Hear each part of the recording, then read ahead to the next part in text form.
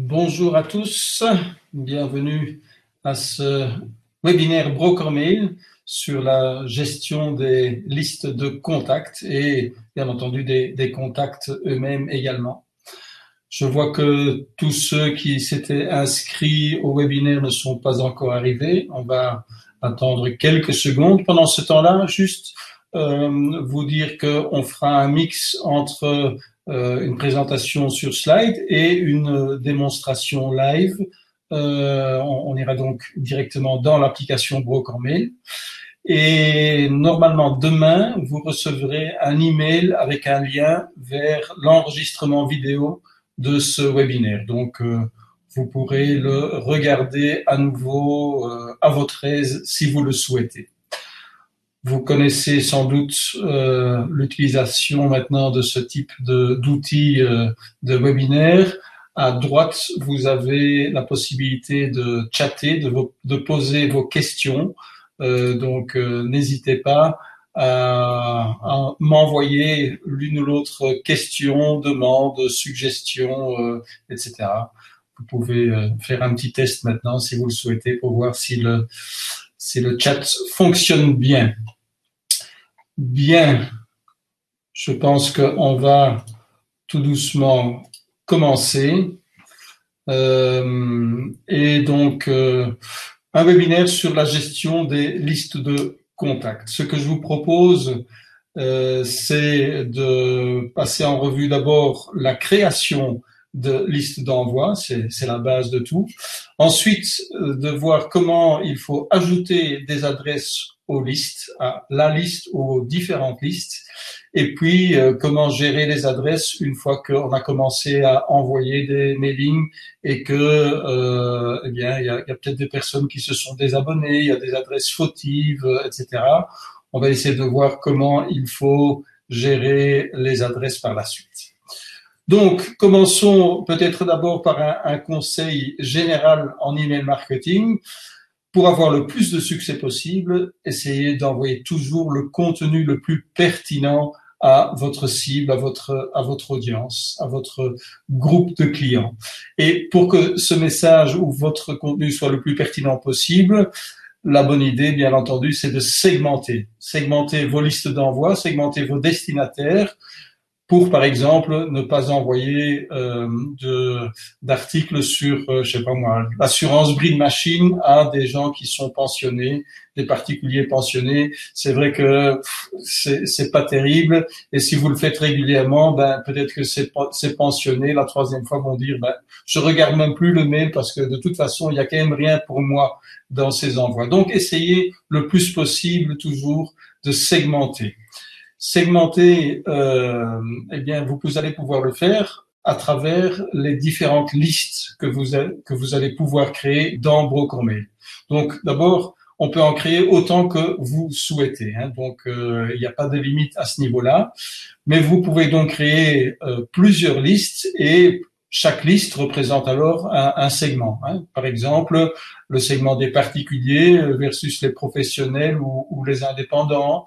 Des jeunes par rapport à la population active ou des pensionnés, des célibataires par rapport à des couples, par rapport à des parents, par rapport à des grands-parents. Et chaque segment va pouvoir recevoir du contenu qui lui est destiné. Si vous faites ça, vous allez voir que vous allez pouvoir améliorer vos résultats et que votre taux d'ouverture, vos taux de clic seront nettement meilleurs. Alors, quand vous créez une liste, pour un public déterminé, c'est toujours une seule liste que vous devez créer et pas dupliquer cette liste lorsque un mois ou deux après, vous allez faire un nouvel envoi. J'ai vu très souvent des gens qui créent une liste particulière aujourd'hui et dans un mois, quand ils veulent refaire un mailing, eh bien, ils créent une nouvelle liste de particuliers plutôt que de mettre à jour la liste qu'ils avaient créée. Donc, essayez de toujours maintenir une seule liste par cible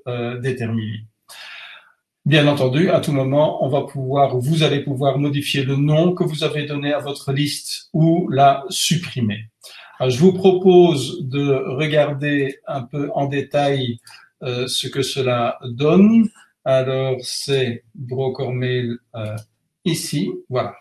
Donc ici, nous sommes connectés dans Broker Mail pour gérer les listes d'envoi, soit à partir du menu ici ou côté gauche, liste d'envoi. Cela amène au même endroit. Pour créer une nouvelle liste, eh bien, ajouter une nouvelle liste, liste démo, démo webinaire. Il y a moyen de donner une description. Si vous avez plusieurs listes, après, si vous ne souvenez plus quel segment vous avez créé, eh bien, ceci, c'est simplement pour vous-même, pour vous rappeler ce que représentait cette liste. Voilà. Donc, on a fait une nouvelle liste de contacts mailing. Il n'y a pas encore d'adresse dedans. Pour ajouter les adresses, ce qu'on va voir tout à l'heure, on va cliquer sur gérer les contacts de la liste. Comme je disais, on peut modifier le nom de la liste démo webinaire, voilà. Et si elle ne me plaît plus ou elle ne me sert plus, je peux la supprimer. Et donc, comme je disais, je peux créer une deuxième liste 2, je ne donne pas de description, enregistrée. Voilà, maintenant j'ai deux listes que je vais pouvoir utiliser dans mes mailings. Alors, je retourne un instant maintenant, hop, à la présentation. Ceci était la chose la plus simple à faire, évidemment. Maintenant qu'on a créé une liste ou plusieurs listes, on va pouvoir ajouter des adresses à cette liste. Alors, soit on va ajouter manuellement, c'est-à-dire une adresse à la fois, on va ajouter des adresses dans la liste, soit on va le faire via fichier Excel. Alors, une remarque importante, c'est que quand on télécharge un fichier Excel avec les adresses email, ces adresses email doivent se trouver dans la première colonne du fichier Excel. Sinon, ça ne va pas fonctionner. Les doublons et les fausses adresses sont automatiquement éliminés lors de l'importation.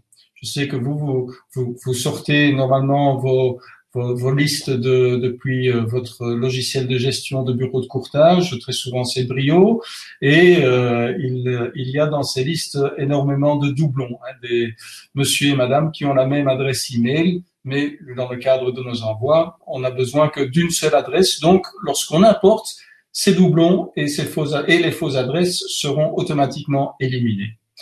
Lorsque vous mettez à jour une liste, donc vous avez créé une liste, vous avez téléchargé des adresses dedans et un mois après, vous la mettez à jour. C'est-à-dire que vous allez utiliser à nouveau votre fichier Excel. Il y aura peut-être de nouvelles adresses qui seront présentes dans ce fichier Excel. Eh bien, ces nouvelles adresses seront ajoutées à la liste déjà existante. Mais attention, si vous avez supprimé des adresses de votre fichier Excel, par exemple un client qui n'est plus client, et donc il ne se trouve plus dans votre fichier Excel, eh bien cette adresse-là ne sera pas automatiquement supprimée de la liste, elle sera maintenue dans la liste. Je vous propose de regarder à nouveau en live ce que cela donne. Voilà. Je vais même augmenter un petit peu comme ça. Hop. Vous voyez encore mieux ce qui se passe. Donc, dans ma première liste, gérer les contacts de la liste, ajouter une adresse. Je peux très bien rajouter mon adresse. Et on aura alors, voilà, une adresse dans le fichier, dans la liste d'envoi. Mais je vais aussi télécharger maintenant une liste d'adresses. Alors, j'ai préparé une liste. J'ai préparé la liste suivante. Exemple 1, 2, 3, enfin non, 1, 2, 8, 9, 10, 11. Ici est en rouge parce qu'il n'y a pas le point BE à la fin, donc cette adresse est fautive. Normalement, on ne s'est pas envoyé de mail à cette adresse-là. Exemple 8, en fait, c'est un doublon puisqu'on a déjà exemple 8.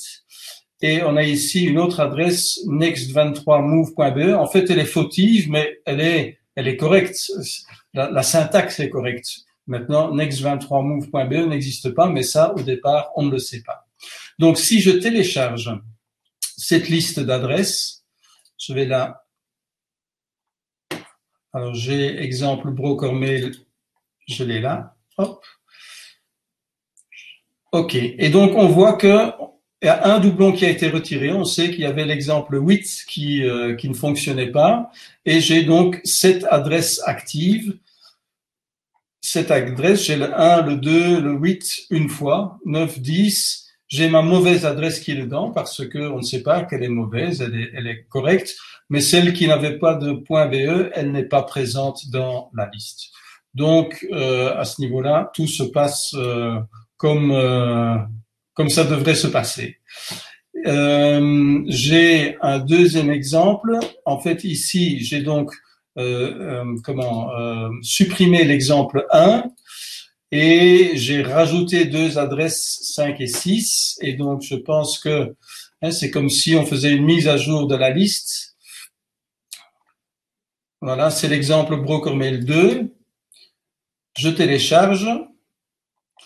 Un doublon retiré. On avait le 8. Et en fait, on voit ici 9. On est passé de 7 à 9 puisque on a rajouté le 5 et le 6.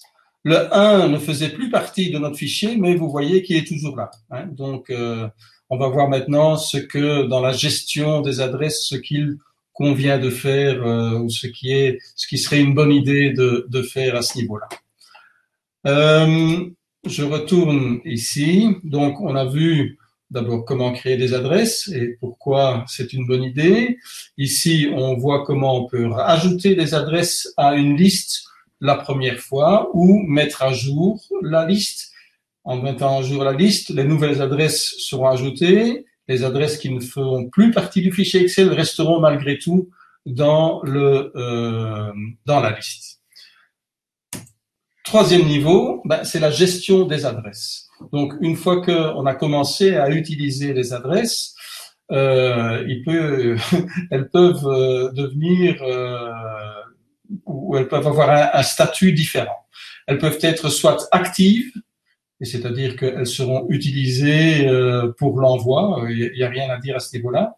Elles peuvent être désabonnées, ce sont des gens qui ont cliqué en bas de message sur « je ne veux plus recevoir vos mailings » et donc à ce moment-là, le statut sera désabonné, ou alors le statut peut être exclu.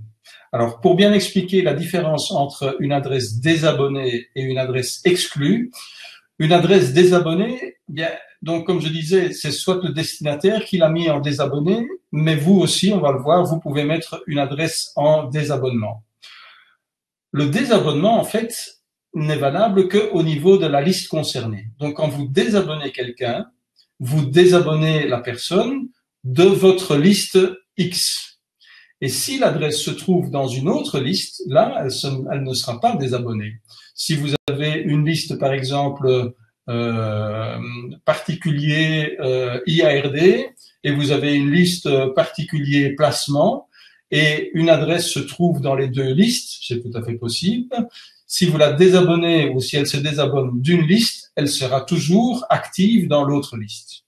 Si vous voulez qu'une adresse soit exclue de toutes vos listes et que il n'y ait plus de risque qu'en créant de nouvelles listes, en faisant de nouveau un fichier Excel, que une adresse soit à nouveau activée dans la liste, eh bien à ce moment-là, vous la mettez sur la blacklist. Donc vous l'excluez de tout. Une fois que vous l'avez exclue, elle ne pourra plus jamais être intégrée dans aucune des listes que vous allez créer. Donc, je reviens à notre démo live. Donc ici, par exemple, j'ai mon adresse exemple 1 Nextmove. En cliquant sur désabonner en tant que courtier, je vais cliquer je suis sûr que je veux le faire. Voilà. Donc maintenant, exemple 1 est désabonné et ne sera plus utilisé lorsque je vais utiliser cette liste-ci pour faire un envoi de mailing, eh bien cette adresse-ci ne sera plus utilisée. Il se pourrait que quelqu'un se soit désabonné et 2 mois après vous dise « Eh bien, comment ça se fait? Je reçois plus les newsletters, je trouvais que c'était bien et tout. » Et vous allez vérifier et vous voyez qu'en fait, la personne s'était désabonnée. À ce moment-là, vous pouvez décider de réabonner la personne et à ce moment-là, elle sera abonnée à nouveau. Si maintenant, je vais retourner dans mes listes d'envoi, j'avais créé une deuxième liste. je vais gérer les contacts de la liste et je vais télécharger le même fichier de tout à l'heure. Exemple BrokerMail 2, télécharger. Voilà. Donc, j'ai ici cette adresse active, parce que ici, maintenant, par exemple, mon adresse exemple 1 n'était pas dedans. Donc, si je vais voir les adresses actives, mon exemple 1 n'était pas dedans parce que dans mon fichier Excel n'était plus là. Si maintenant, l'exemple 2 qui se trouve dans les deux fichiers, si je mets cette adresse sur blacklist, donc le statut devient exclu. Normalement, au niveau de la liste de mon autre liste, je vais retrouver également cette adresse en exclusion. Voilà, exemple 2 est exclu aussi. Donc, quand j'ai mis une adresse en blacklist, en exclusion, automatiquement, elle est dans toutes les listes. En revanche, si je fais ici, je désabonne l'exemple 5, donc l'exemple 5 est désabonné. Si je retourne dans ma deuxième liste, l'exemple 5 sera toujours actif. Donc, pour bien faire la distinction entre désabonnement et exclusion, exclusion, c'est de toutes les listes, désabonnement, c'est de une liste en particulier. Ça c'est alors au moment où on fait un envoi, donc supposons que on crée un mailing, on fait un envoi et tout. Si à un moment donné il y a en retour une adresse bounced qui a rebondi, qui semble donc fautive, où le mail n'a pas pu être délivré, eh bien cette adresse ne sera pas automatiquement supprimée de votre liste. Donc supposons, oui, ici j'avais mon exemple next23move.be. On sait que c'est une mauvaise adresse et donc quand on aura fait le mailing, on recevra comme dans le reporting le fait qu'on n'a pas pu livrer à cette adresse-là. Mais l'adresse reste active dans votre liste parce que c'est vous qui pouvez décider si vraiment cette adresse est fautive ou pas. Et si elle est fautive, alors vous la mettez sur blacklist pour la supprimer de vos listes. Si vous estimez que ou le client dit non, il y a eu un problème temporaire à mon adresse, vous pouvez la laisser, eh bien alors vous ne faites rien, vous la laissez active et elle sera réutilisée la prochaine fois. Donc je fais tac. Donc au niveau de la gestion des adresses, le courtier peut réabonner une adresse désabonnée, ça on l'a vu. Le courtier peut supprimer une adresse d'une liste, mais en cas de réajout ultérieur de l'adresse à la même liste, l'adresse maintient son statut. Donc on a supprimé, si ici par exemple, on est dans la liste d'envoi 2 par exemple. J'ai mis exemple 2 en suppression. Je vais copier et je supprime l'adresse de la liste. Voilà, elle n'est plus dedans. Si je l'ajoute maintenant à un moment donné après à cette liste, automatiquement, hop, on l'ajoute, oui, mais on voit tout de suite qu'elle a maintenu son statut d'exclusion. Si en revanche on met, j'ajoute l'adresse, on avait désabonné tout à l'heure l'adresse exemple 1, je crois. Voilà, l'exemple 1 est actif, c'est uniquement au niveau de cette liste-ci qu'on peut l'ajouter, même s'il est désabonné à l'autre, dans une autre liste, ici, elle reste active. Les adresses rapportées comme fautives après mailing, donc les rebonds, les bounces, comme on dit, c'est vous qui devez les mettre manuellement sur la liste d'exclusion, sur la blacklist, si vous estimez, si vous savez qu'elle est vraiment fautive. Donc c'est vous qui êtes à la manœuvre à ce niveau-là. Voilà, on a fait maintenant 19 minutes de webinaire. Je vous avais annoncé des petits webinaires de maximum 20 minutes, donc à ce niveau-là, je tiens parole. Je vais lancer ici en fait une interaction. Vous allez pouvoir Hop, start pendant 1 minute 30. Normalement, vous allez pouvoir maintenant donner votre évaluation sur ce type de webinaire, si vous avez aimé, si ça répond à vos attentes, etc. Et si vous avez des questions particulières, vous pouvez les envoyer via le chat. Donc, je vois ici une question. Une adresse exclue peut-elle être recréée? La question, oui, mais pas par vous. Si vous avez vraiment une adresse mise sur blacklist et que vous voulez la réactiver, il faudra m'envoyer un petit mail. Puisque là, c'est pour éviter qu'il y ait des problèmes à ce niveau-là, parce qu'on sait que des gens qui disent « j'ai déjà dit 3 fois que je ne voulais pas recevoir vos mails », c'est déjà arrivé, et puis il y a un mix-up avec les statuts et tout. Donc oui, une adresse exclue peut être recréée, mais uniquement par moi, pas par vous. D'autres choses. Sinon, donc comme je vous disais, demain vous allez recevoir un mail avec un lien vers l'enregistrement de ce webinaire, et vous pourrez donc le regarder à nouveau à votre aise. Et si après avoir regardé le replay, vous avez encore des questions, n'hésitez pas, vous m'envoyez un petit mail et la réponse viendra bien vite. Merci de votre attention et je vous souhaite une bonne fin de journée. À bientôt.